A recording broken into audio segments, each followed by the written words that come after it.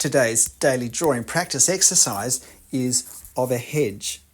Now, that may seem an odd subject because, well, how often are we going to draw a hedge? Not that often as the main subject, but in my experience, and certainly in many of the drawings I do, hedges appear. Whether it's a humble cottage or a grand palace, there are often hedges around. And so if we have a technique for drawing a hedge perhaps in more detail, more as the subject, that makes it easier for us then to adapt our ability to use all of those marks and have all of that thinking on whatever scale is appropriate for what we're doing. And at the end of drawing this hedge, at the end of the drawing part of this video, I'm going to show half a dozen drawings where, to various degrees, a hedge is a significant element. And just let you see the hedge in context and also the hedge drawn in a range of different options, but all of them relating back to this technique I'm going to teach now. And look, sorry about the right hand edge being almost off the paper. I do slide the drawing back more into the camera view in a moment. But you'll see the first thing I'm doing is putting marks simply to define the borders of the hedge. And what I don't do, and this is very important, what I don't do is I don't do straight lines, even though it is pretty much a box shape, at least at the top where it's more trimmed. Also notice at the base though, it's not. What I do though is I do a series of dots so that if I end up being happy with this as being the overall shape, I'm now able to add more marks over the top, which will be the marks that we actually notice. Now, and I thought a very interesting part of this scene is the fact that we have these long strappy leaves coming out from underneath the hedge, growing from amongst the roots and branches of the hedge. So I also want to capture those. And these can be a bit of a challenge to draw, this sort of plant, these clumping plants. So although this is not what this video is about, you might like to notice how I do that. And it's really all about capturing the space, the negative space between the leaves, that it's in darkness, to highlight the leaves. Now, I'm being very different in the marks I make at the extreme left of the scene and the extreme right. At the extreme left, we're furthest away, so the marks are going to be smaller. The leaves of both the strappy clumping plants and also the leaves of the hedge are going to be smaller than the marks I use for them on the right-hand side. The other thing is that as everything moves to the left, I'm going to draw it in less detail because as things move further away, we see them in less detail. And I'm going to lighten my values, even the very darkest parts, which in the photo look pretty similar wherever they are, whether it's left or right. I'm going to some degree, try and make those values lighter as they move to the left relative to the right. All of those things, I hope, will help give the impression of the effect, create the effect, the visual effect of the hedge moving further away slightly. And so you can see I'm not really trying to finish a certain part anywhere. What I'm trying to do at this point is get a feel for the sort of marks I'm going to use in different parts. So I've done some of the marks in the closest part where I've actually drawn some leaves and I've done some quite dark values. And now on the extreme left, I'm really just doing some dots to represent leaves. And I'm working out how dark are my darkest values going to be. And I'm starting to do some hatch lines. Now I intend to hatch basically over the whole hedge. This hedge is sort of just in shade. The sun is almost overhead. There clearly is a lot more brightness though on the top of the hedge. So most of the light is coming down and the actual side of the hedge facing us is sort of just in shade. Maybe in another 20-30 minutes it will be more lit up depending which way the sun is going. In fact, just thinking about this hedge now, where it is and where the sun is, it's actually going to get darker. It's going to go more into shade as time goes on.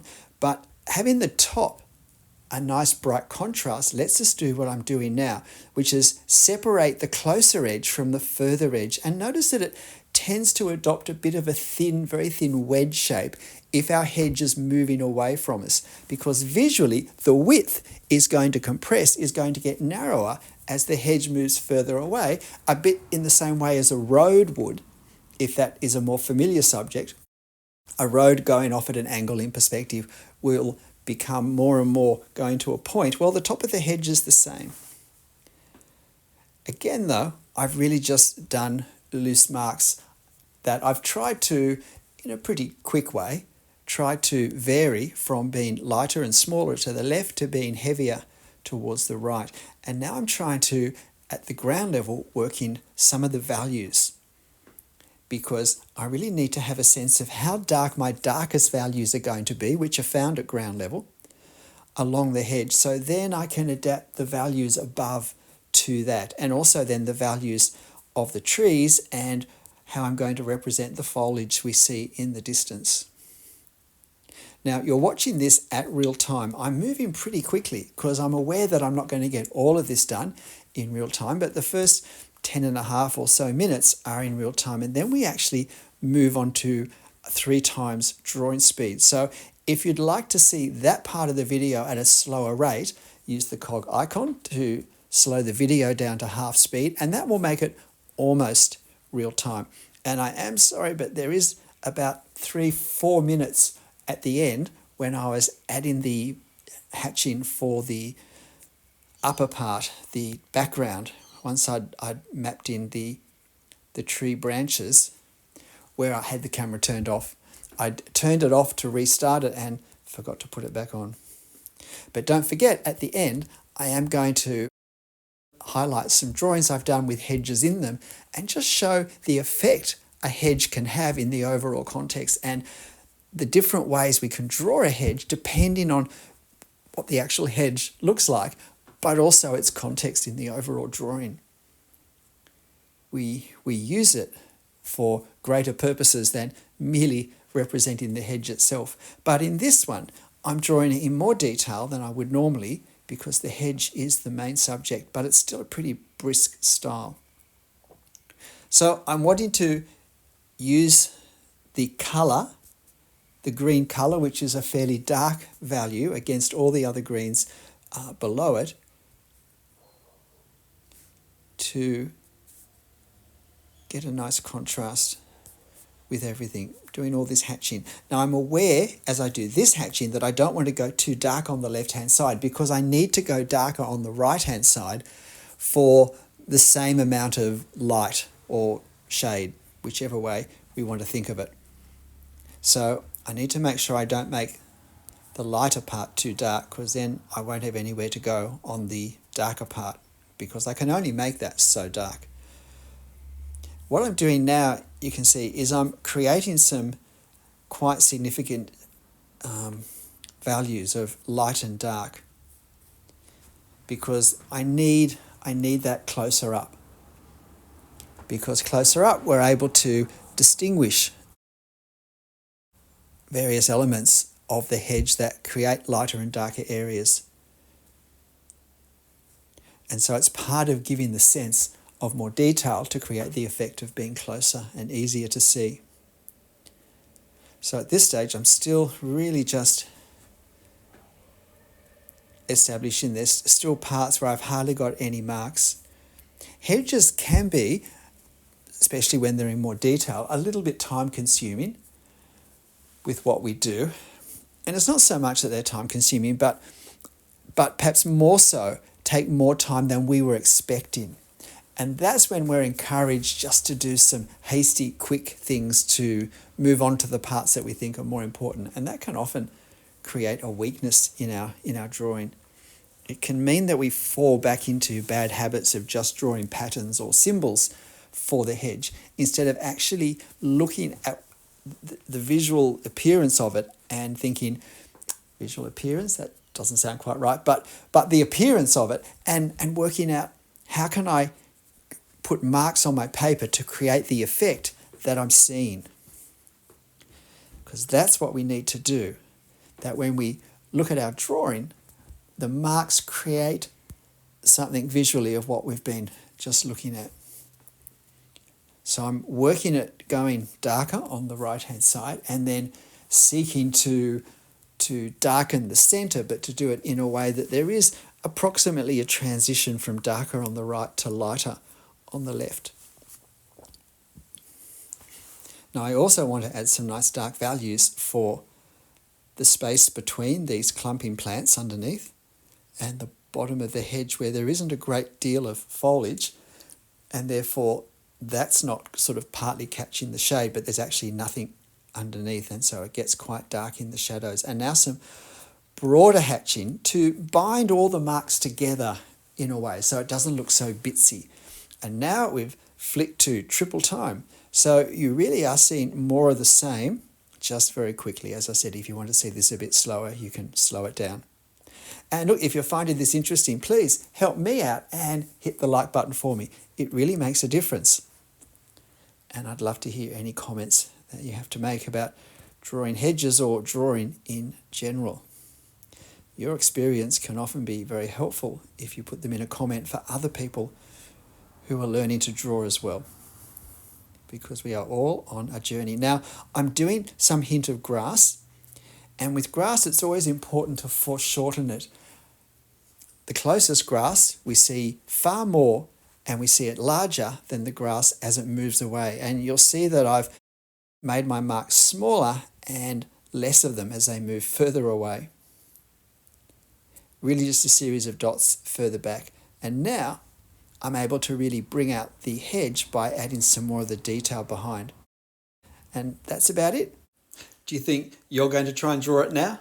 And here are a few examples of hedges in context. And exactly how much we draw and what we draw really depends on how the hedge plays off in the overall scene. So where there's a house, it's obviously not about the hedge, but the hedge can be a great contrast. It can be a great visual separation. It can add interest to the architectural marks. But we can draw it in a way that it literally takes seconds, or the hedges can be a significant part of what's happening in these very low box hedges. And a wonderful contrast with other foliage that we need to represent in a way with different marks to create a visual distinction. The hedge may just slip in a corner and a little anchoring of values. Or we could keep the hedge nice and light, because while it's just in shade, we also don't want it too dark, because we do want the attention to go to what's behind it. But we create enough variation in our hatching to create the effect of the textured surface that we see more considerably this close to it. When we're further away, we may well represent it in a more heavy-handed way, because there's as much the border of dark value here, which now is not overwhelming because there is darker value behind it, and it provides a nice border which in its in effect straight line effect is a wonderful contrast to the jagged silhouette edges of these fir trees. It's also a nice contrast to the verticals and diagonals of this gazebo. Here again, the hedging is a nice contrast to the trees, and both of them together are a wonderful contrast to the architecture. And in this drawing, we see there's a little more detail with the hedging, because it's not as lush a growth. In fact, it's quite spindly in parts towards the ground. And we can see the branching supporting the hedging coming up from the ground. We can see through it in parts and catch just a slight glimpse of the building through it. Exactly how we draw a hedge depends on what part it plays visually in the overall scene.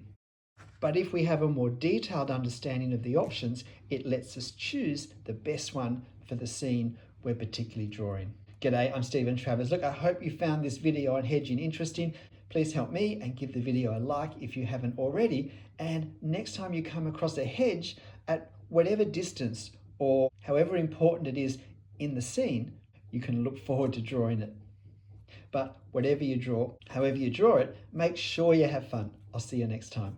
Bye.